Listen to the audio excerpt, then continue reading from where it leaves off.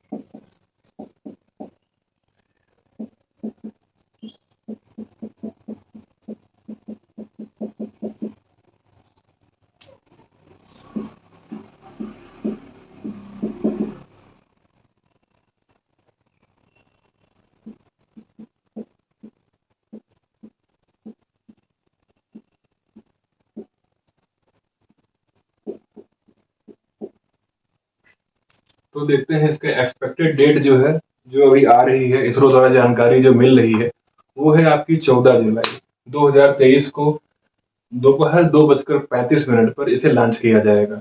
और इसको जो है लॉन्च करेंगे कहाँ से? सतीश धवन अंतरिक्ष केंद्र से। अब हम ये जानते हैं कि ये इसके पार्ट क्या क्या है।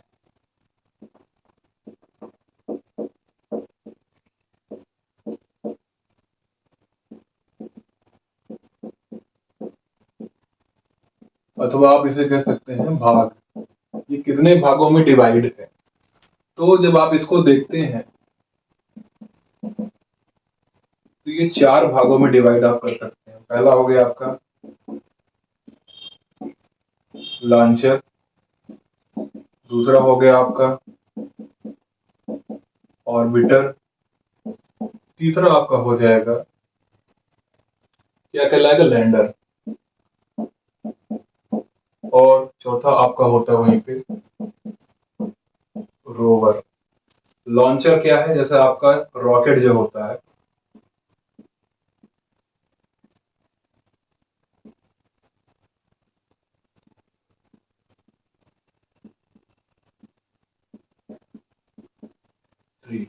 जैसा आप जानते हैं जो लॉन्चर है इसको जो हम 4 भागों में डिवाइड किया ताकि आप इसको आसानी से समझ सकें। तो जब आप देखते हैं लॉन्चर की ओर, जिसे लॉन्च किया जाता है, वो इतनी कैपेसिटी वाली होती है जो इसके भार को, जो आपका लैंडर है, रोवर है, ऑर्बिटर, इन तीनों के भार को वहन कर सके। तो हमारा जो इस मामले में GSLV Mark 3 लॉन्चिंग व्हीकल है वो भार ढोने में सक्षम है।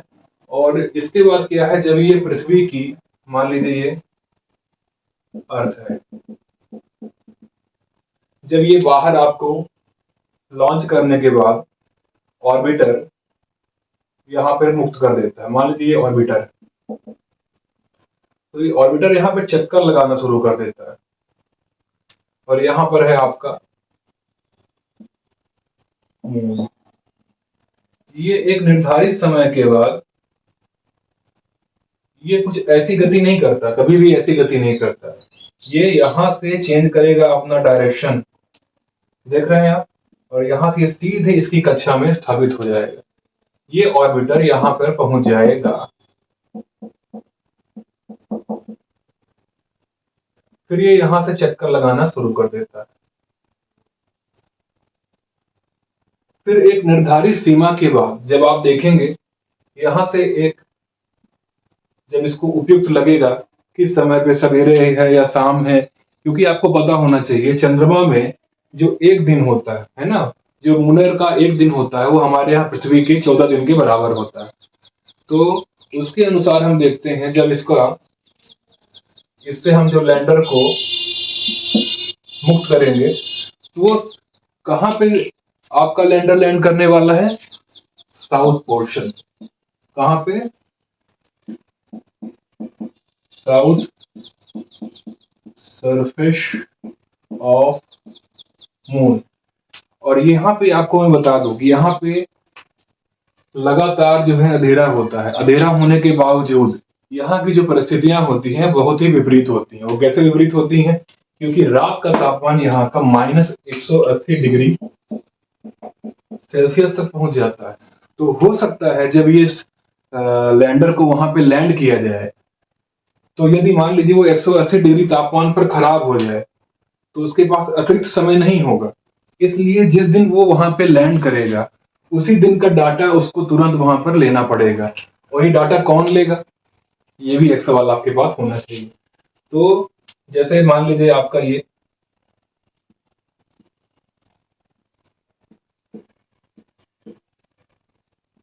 लैंडर है,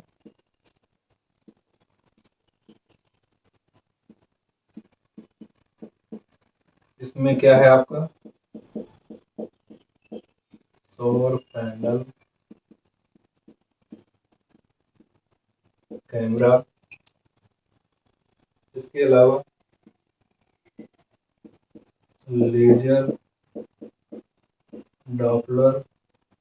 अपने 2.1 किलोमीटर के बाद वो लैंड होने वाला था, लेकिन जैसे ही वो रात को 1:56 में उसका लैंडर से संपर्क टूट जाता है, चंद्रयान 2 का। तो उसमें जो खामी आई थी उसको इसमें इनहेंस किया गया है। इनहेंस से मतलब ये यहाँ पे ये है कि इनहेंसिंग सॉफ्टवेयर किया गया है, एंटीना में बदलाव किया गया है, सोलर पैनल में अब जो है कहा जाए तो एनर्जी एब्जॉर्बिंग कैपेसिटी इसको 2 गुना कर दी गई है। जो पहले लगभग लगभग आपको 650 वाट तक का था इसमें एनर्जी को सेविंग या कंज्यूम करने के लिए, उसको चेंज कर दिया गया है।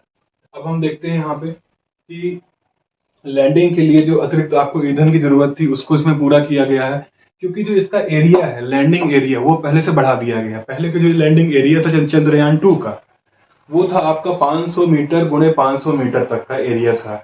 इसको बढ़ाते हुए अब कर दिया गया है 4 किलोमीटर इंटू 2.5 किलोमीटर का जो एरिया है, उसमें ये अपने सेंसर के द्वारा ये पता करेगा, लैंडर ये पता करेगा कि लेजर बीम के द्वारा वो वहां से उसको रिफ्लेक्ट करेगा, तो उसके बारे में उसको जानकारी जैसे लगेगी तो वहां पे वो लैंड करवाएगा। सॉफ्ट लैंडिंग करवाने के लिए बहुत जरूरी है कि जहां पे ये लैंड करवाया जा रहा है वहां की धरती सपाट हो और वहां पे कोई क्रेटर आदि न पड़े।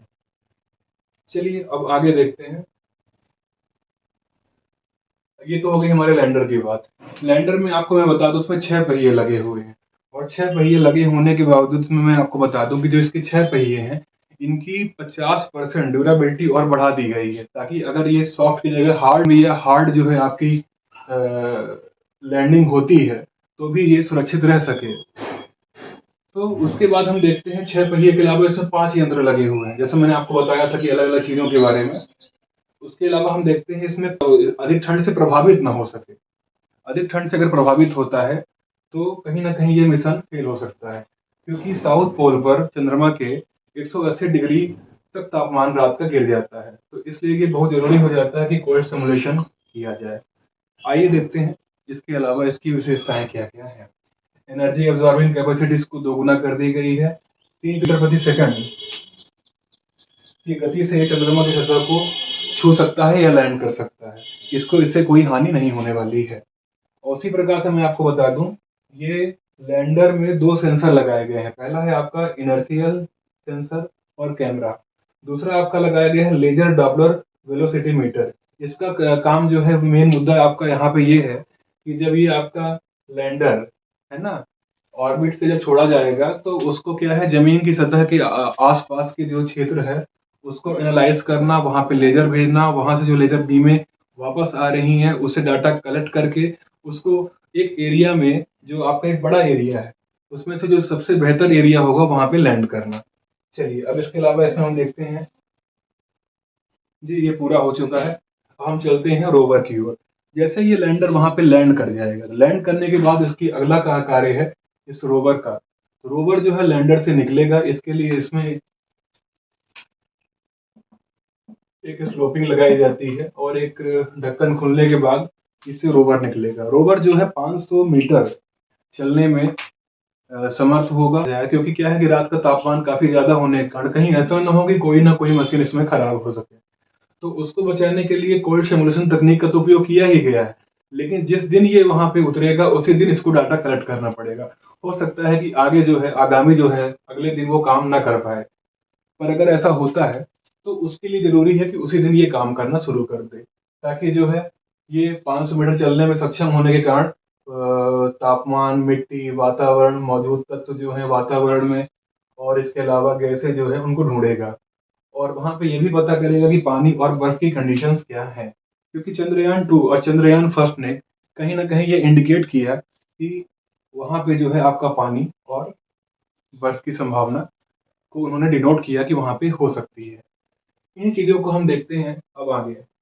अब जो यहाँ पे आप देखेंगे, मान लीजिए अर्थ है, ये आपका मून है, और जब ये यहाँ से आपका जो ऑर्बिटर है वो कुछ इस टाइप में गति करेगा, ठीक है। ऑर्बिटर जो है ऐसा गति करेगा, मान लीजिए ये ऐसे यहाँ पे प्रोपल्शन सिस्टम को जो है यहाँ से आपका इसको मैं एक अलग तरीके से समझाता हूँ ताकि आपको और अच्छे समझ में आए। मान लीजिए ये रोवर है, ये आपका लैंडर है, और लैंडर से आपका जाएगा ऑर्बिटर में स्थित जो आपकी सिस्टम्स हैं, और वहां से ये जाएगा पृथ्वी के पास जो सैटेलाइट्स हैं,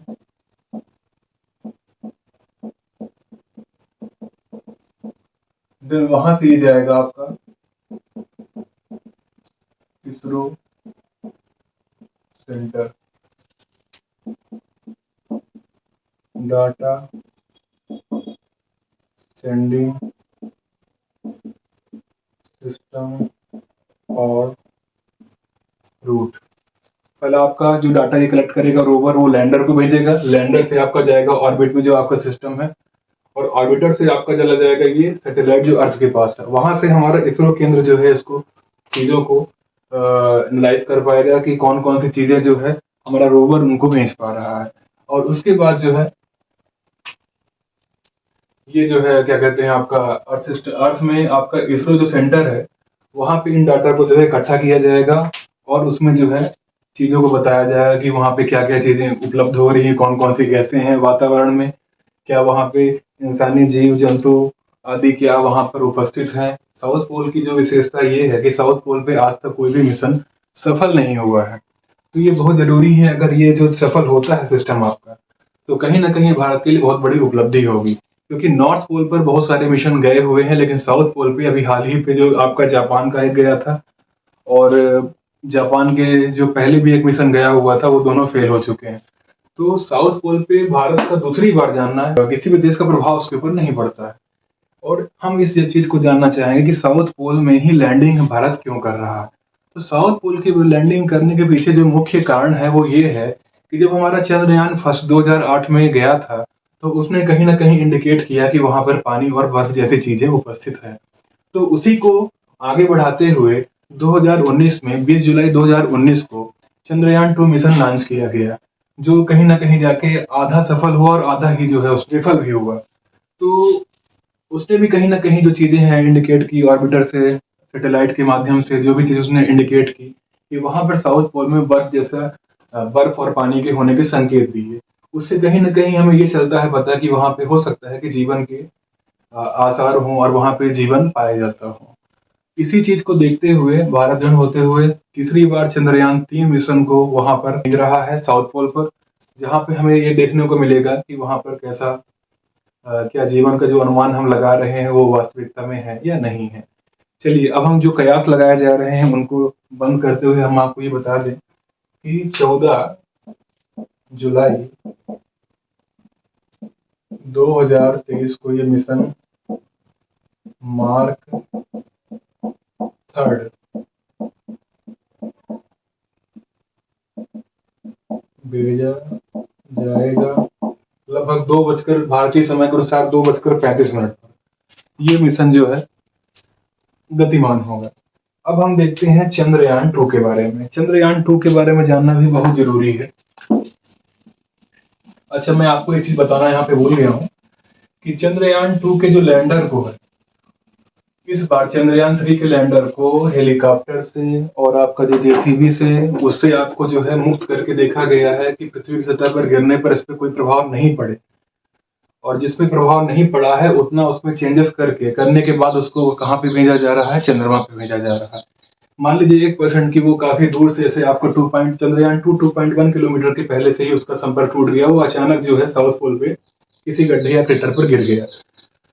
तो अगर ऐसी कंडीशन होती है तो वो सुरक्षित वहां पे लैंड कर सके, माने हार्ड भी हो तब भी वो वहां पे सॉफ्ट लैंडिंग कर सके, है ना। कितनी भी हार्शली कंडीशन हो उसके बाद भी वहां पे वो सॉफ्ट कंडीशन पे लैंडिंग कर पाए। इसलिए जो है इसको काफी चेक किया गया है ताकि कोई दिक्कत ना हो। चलिए चंद्रयान 2 के बारे में देखते हैं। चंद्रयान 2 जो मिशन था, इसे आपने भेजा था 20 जुलाई 2019 को। 20 अगस्त को ये मून की ऑर्बिट में स्थापित हो गया था। दिन फिर क्या हुआ, 6 सितंबर को इसने लैंडर को मून की सतह पर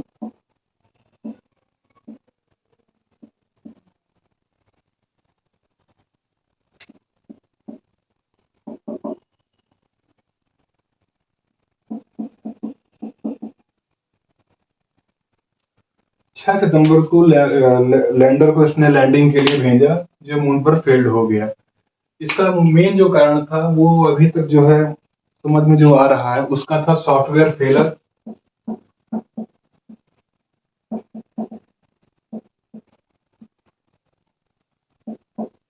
प्लस आपको देखा जाएगा हार्ड लैंडिंग, प्लस आपका देखा जाएगा प्रपोल्शन सिस्टम में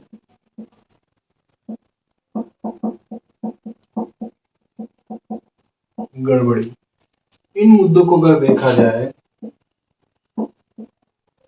तो इनके कारण क्या हुआ कि ये मिशन फेल्ड हो गया। तो इसीलिए इन चीजों में बदलाव किए गए और काफी हद तक जो है नई तकनीकों को अपनाया गया। मैं आपको बता दूं चंद्रयान 2 का जो लैंडर था वो लगभग 1450 केजी का था, जो 650 किलोवाट एनर्जी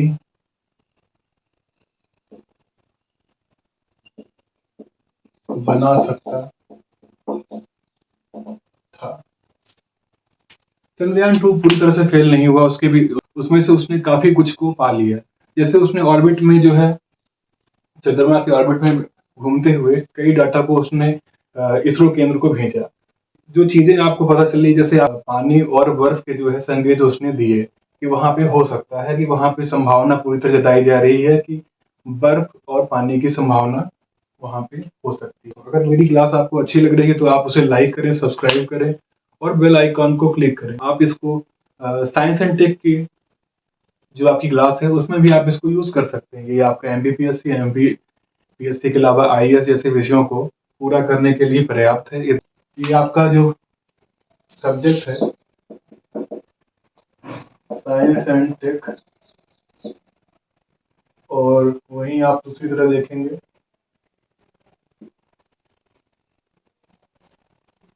कि इसमें जो क्वेश्चन है ये बनता है चंद्रयान 3 के बारे में बताएं, विशेषताओं सहित। ठीक, ये आपका 11 मार्कर है।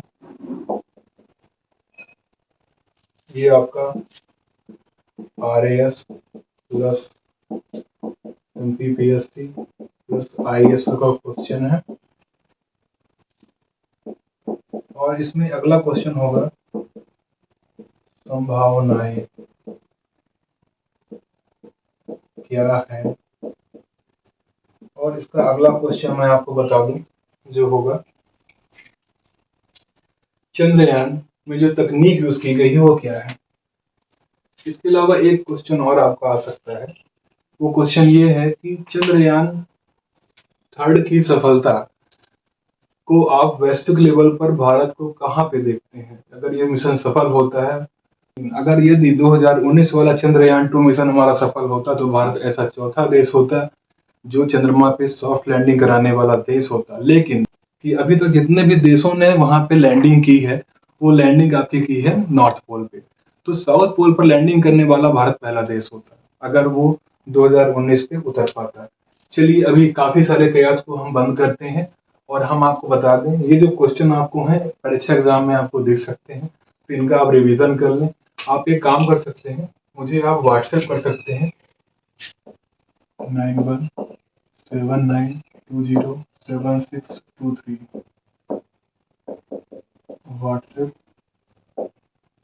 इस पे आप मुझे आंसर लिख के सेंड कर सकते हैं जिसको मैं जांचने के बाद आपको पुनः भेज दूंगा। धन्यवाद दोस्तों, अगर आपको मेरा चैनल अच्छा लगा हो तो इसको सब्सक्राइब करें, लाइक करें और अधिक से अधिक लोगों को शेयर करें।